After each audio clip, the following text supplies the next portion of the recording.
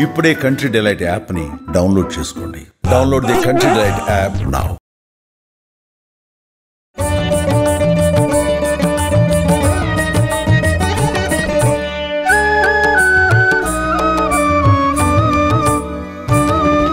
నమస్కారం అమ్మా. నమస్తే తల్లి. అమ్మ, ఈరోజు దుర్గాష్టమి. అవునమ్మా. ఈ దుర్గాష్టమి అంటే పేరులోనే అసలు ఒక రకమైన వైబ్రేషన్ అన్ని కూడా ఉంటాయి కదా, వచ్చేస్తూ ఉంటాయి. అయితే దుర్గాష్టమి అమ్మవారు దుర్గాదేవి అవతారం ఎత్తి రాక్షసులు సంహరించడానికే అమ్మవారు ఒక్కొక్క అవతారం తోటి రాక్షసులు సంహరిస్తూ వచ్చింది. అయితే ఈ అవతారం వెనక ఉన్న కథ ఏముందమ్మా? ఓం శ్రీ గురుభ్యో నమః. శ్రీ మహాగణాధిపతయ నమః. శ్రీమాత్రే నమః. యాదేవి సర్వభూతేషు శక్తి రూపేణ సంస్థిత. నమస్తస్యై నమస్తస్యై నమస్తస్యై నమో నమః. శక్తి రూపంగా అందరిలో ఉండేటటువంటి ఆ జగన్మాత ఒక్కొక్క రాక్షసుని సంహరించడానికి ఒక్కొక్క అవతారాన్ని ధరించడం జరిగింది. ఎందుకంటే వాళ్ళు తమకి మరణం లేకుండా అనేక రకాలైన వరాలు కోరుకోవడంలో ఎన్నో మెలికలు పెడతారు మరణం లేకుండా ఉండాలని. ధరించబోయేటువంటి అవతారం ఆ మెలికలని ఆ మడతల్ని అన్నీ ఛేదించుకుంటూ రావాల్సిన అవసరం ఉంటుంది. కనుక అలా వచ్చినటువంటి వాళ్ళల్లో ఒక అవతారం దుర్గా.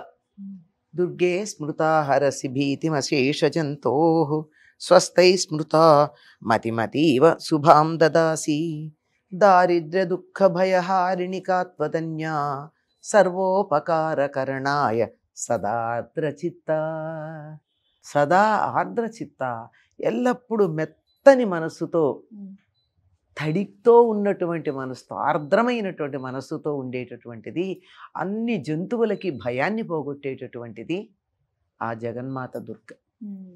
ఈవిడ మొట్టమొదట మహిషాసురమర్దనం చేయడానికి అవతరించినప్పుడు మహిషుడు వెంటబడుతున్నాడు ఈవిడ అందాన్ని చూసి. ఎంతమందినో పంపించాడు. 7 రోజుల పాటు ఒక్కొక్కళ్ళని తనకు ఉన్నటువంటి సైన్యాన్ని అంతా పంపించాడు. అందరూ చచ్చిపోయారు. 8వ రోజు వీడే వచ్చాడు. వస్తే వచ్చిన వాడు యుద్ధం చెయ్యాలా?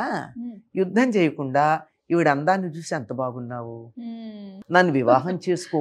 మొట్టమొదట వాడు పంపిన కబురే వివాహానికి కదా అని వివాహం చేసుకొని ఇంకా ఒళ్ళు తెలియకుండా వెంటబడుతున్నాడు. వెంటబడుతూ ఉంటే ఈవిడ కొంచెం ముందుకు పరిగెడుతోంది. వీడు దరిదాపుల్లోకి వచ్చేదాకాగాడు, మళ్ళీ పరిగెట్టింది. ఇలా ఉడితే దుర్గా అన్నట్ట.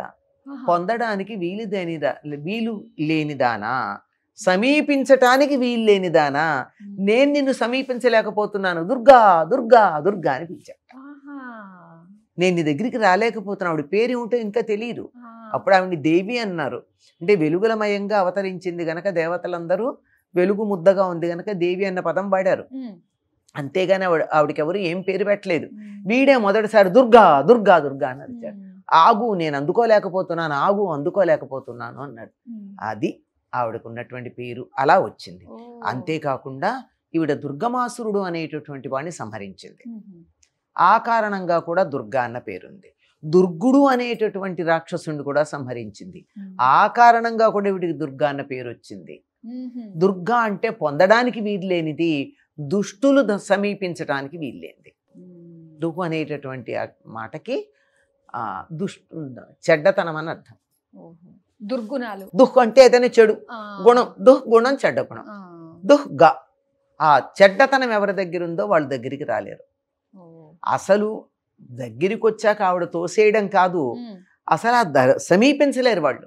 ఏ రకంగా అయితే మహిషాసురుడు ఆవిడ్ని సమీపించలేక ఆగు ఆగు నేను అందుకోలేకపోతున్నానన్నాడో, అట్లా చెడ్డ గుణాలు ఉన్నటువంటి వాళ్ళు సమీపించటానికి వీలు కానటువంటిది అనే అర్థంలో దుర్గాని వాడంటే, నిజానికి చెడ్డ గుణాలు ఉన్న వాళ్ళు ఎవరు ఆవిడ సమీపానికి వెళ్ళలేరు.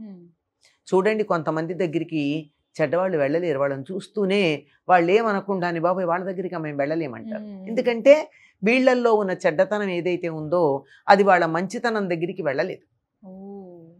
అటువంటిది దుర్గా. ఈ దుర్గా అన్నటువంటి మాటకి మరొక అర్థం ఏమిటంటే, దుర్గా దుర్గతి నాశిని. దుర్గా అనే దానికి అర్థం దుర్గతులను పోగొట్టేది అని అర్థం. దుర్గతులు అంటే వాళ్ళ దుర్గతికి పాలయ్యారండి అంటాం. అంటే ఉన్నత స్థానంలో నుంచి పడిపోయారు. ఒకప్పుడు కోట్లకు అధీశ్వరులు, ఇప్పుడు రూపాయలు కూడా లేవు వాళ్ళ దగ్గర. అట్లాంటి వాళ్ళని ఏమంటారు?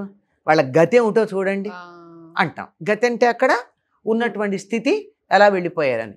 అటువంటి దుర్గతి కలగనీయదు తనకి నమస్కారం చేసిన వాళ్ళకి. ఇక్కడేనా?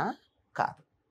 చనిపోయిన తర్వాత కూడా దుర్గతులు లేకుండా సద్గతులు కలిగించేటటువంటిది.